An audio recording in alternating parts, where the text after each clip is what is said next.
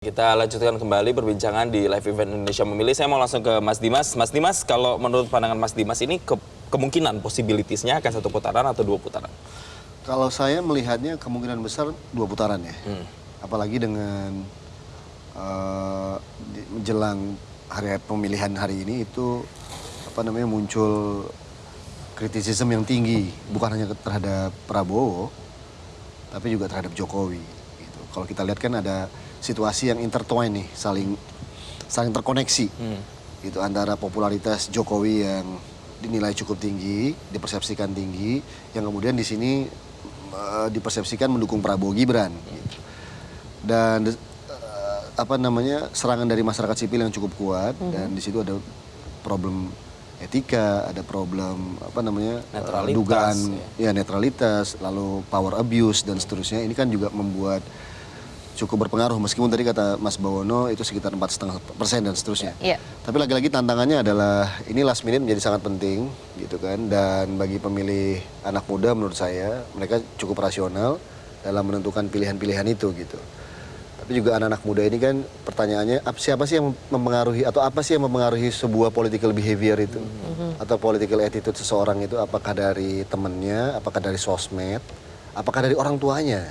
Kalau orang bilang kan teori masa lampau, orang tua yang dominan dalam memberikan informasi, sosialisasi kepada anak-anaknya gitu, anak-anak muda ini. Tapi lalu yang sekarang kita percaya dengan media sosial, pengaruh media sosial dan seterusnya.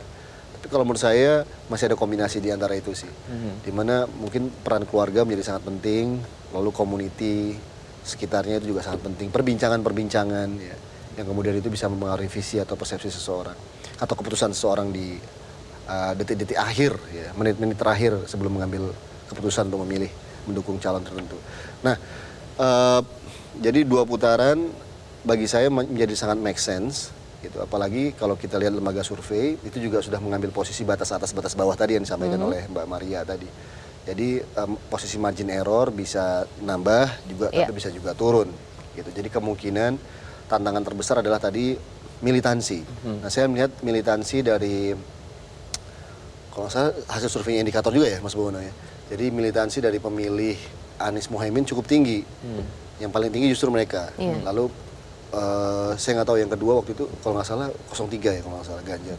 Nah, tinggal bagaimana tantangan terhadap nomor paslon 02 nih. Militansinya dalam datang hadir itu ke TPS itu dengan berbagai motivasi yang mereka punya, itu betul-betul bisa cukup kuat nggak gitu. Nah, ini tantangannya nih. Bahkan Gibran aja setelah acara di GBK, ketika ditanya oleh media, oleh jurnalis waktu itu adalah Gibran menjelaskan ya semoga yang datang di GBK ini hadir semua ke TPS gitu.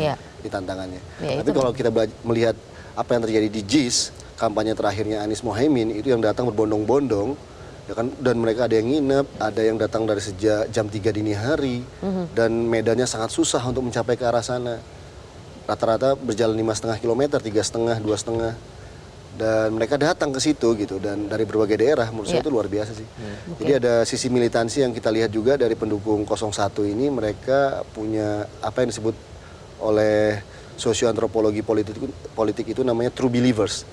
Jadi orang-orang yang kemudian tadi yang die hard ya, true believers ini mereka memang betul-betul percaya dan yakin bahwa mereka harus memenangkan calon yang mereka percaya.